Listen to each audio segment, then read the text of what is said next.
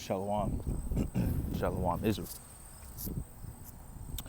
This lesson is going to be going into the story of Esau and Jacob, and I'm going to touch on a few points as I'm reading this because lately a lot of stuff has been going around talking about Esau as the reptilian, or asking questions about how Esau would be Esau if they were born, if they had the same father, and all that stuff. Touching on the birthright, and just gonna get all through that, get all that. It's gonna be a lot of reading,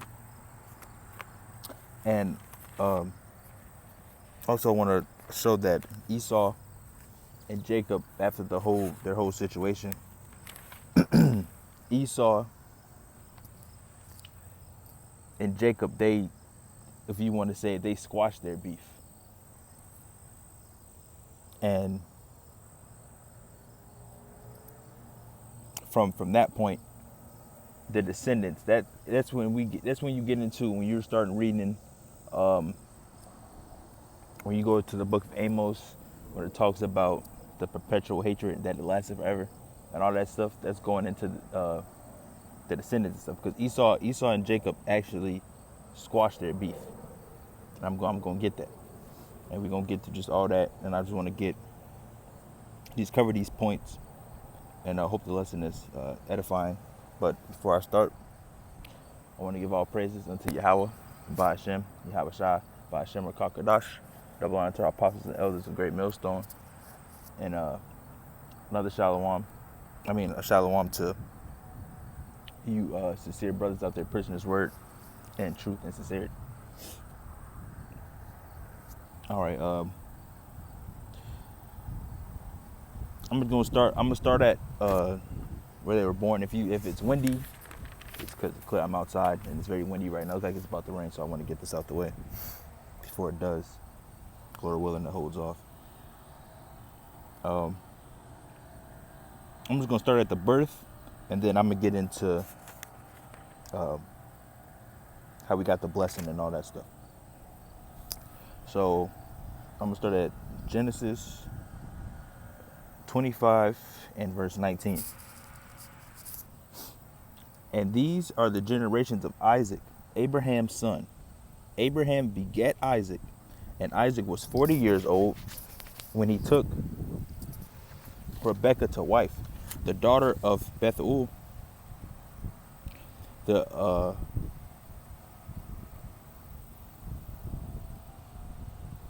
on, Salakia. The Syrian of Padanaram, the sisters to Lebanon and the Syrian. Isaac entreated the Lord for his wife because she was barren, and the Lord was entreated of him, and Rebekah his wife conceived, and the children struggled together within her. And she said, if it be so, why am I thus? And she went to inquire of the Lord. And the Lord said unto her, 2 nations are in thy womb, and 2 manner of people shall be separated. It's like it got stuff falling off the trees, landing on me and stuff.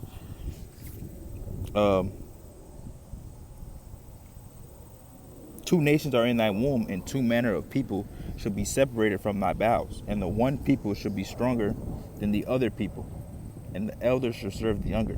Now, Esau came into the world just like everybody else. They're born they have a father and a mother. There was no demon seed, no angels came down and did all that stuff. No, Esau and Jacob literally came from the same person. But now you have to realize that Esau became the progenitor of that race. That's why it says 2 nations are in thy womb. He's the progenitor. He's the start of the Edomites, of Edom. It says two nations are in thy womb. Two nations. That's two different people. Two manner of people shall be separated. Two manner of people. So we're not the same. We don't have the same seed line. As in, if you were born from Esau, you would be an Edomite. You're not an Israelite. Even though he comes from Isaac, it's two different people. I know it's hard. It's hard to get that at first, but you have to understand that they're the progenitors of each other. Jacob, like having his 12 sons with the 12 tribes of Israel, and Esau becoming the progenitor of his nation. And the one people shall be stronger than the other people, and the elder shall serve the younger. And when her days to be delivered were fulfilled, behold, there were twins in her womb, and the first came out red all over, like a hairy garment, and they called his name Esau. And after that came his brother out, and his hand took hold on Esau's heel, and his name was called Jacob. And Isaac was 80 years old when she bare him. And the boys grew up. Also, notice how Esau was the scribe and Jacob wasn't. Why do you think that was? Because Jacob came out looking like everybody else at that time, and Esau came out looking different, and that's why it said, that's what the scribe says, red. Because Esau, they don't have no melanin in their skin. So when the sun starts beaming on them, they turn all red and all that stuff. And when their babies first come out the womb, that's what they look like.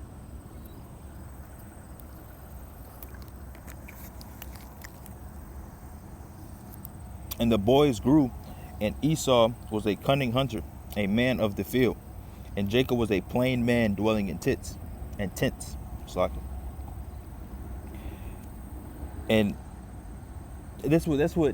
the characteristics of Esau right there. They're always out hunting, shooting ducks and this one just blew on my page just back.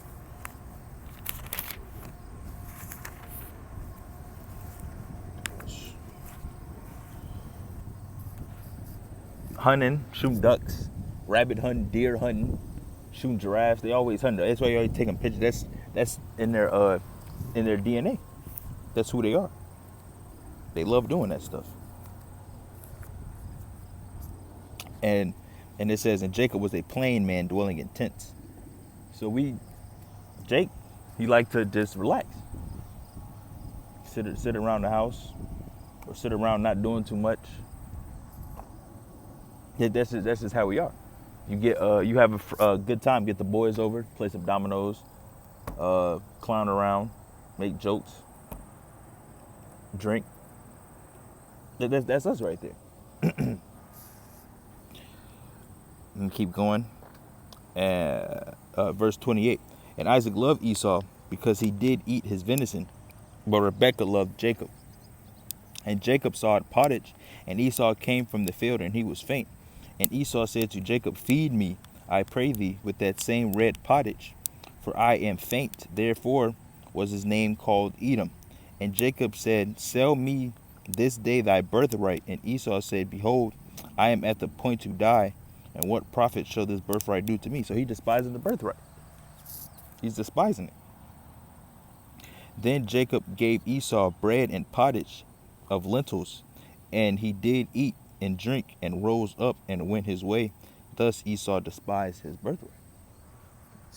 Gave it away for some food.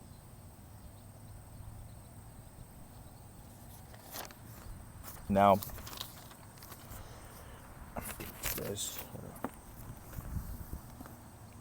going to be a lot of reading right here, because this is going into us getting the blessing and stuff.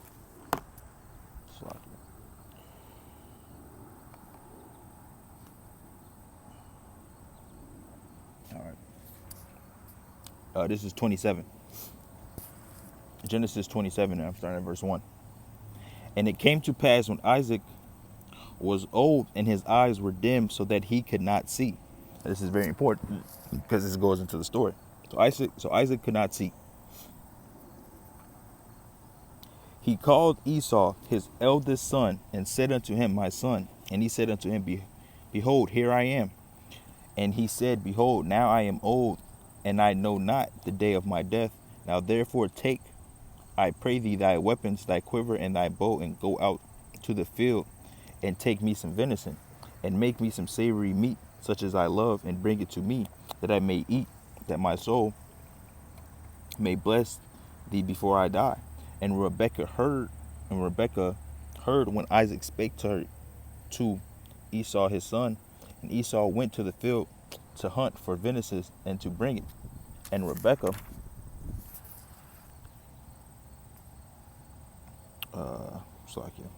and Rebekah heard when Isaac spake. I read that. Oh, verse 6. And Rebekah spake unto Jacob her son, saying, Behold, I heard thy father speak unto Esau thy brother, saying, Bring me venison, and make me savory meat, that I may eat, and bless thee before the Lord, before my death. Now therefore, my son, obey my voice according to that which I command thee, and go now to flock, and fetch me from thence 2 good kids of goats, and I will make them savory meat for thy father, such as he loveth. And thou shalt bring it to thy father, that he may eat, and that he may bless thee before his death. So she's telling him to go out and catch him 2 goats so she can make the meat, because she overheard the conversation of Isaac talking to Esau. And then she's telling Jacob to go out there and catch the goats so she can make the food, so she can Salakia. So he can get the birthright, so he will bless him. Hold on, can I do this while I'm recording? No, I can't. All right, Salakia. The wind just blew my bag, the phone.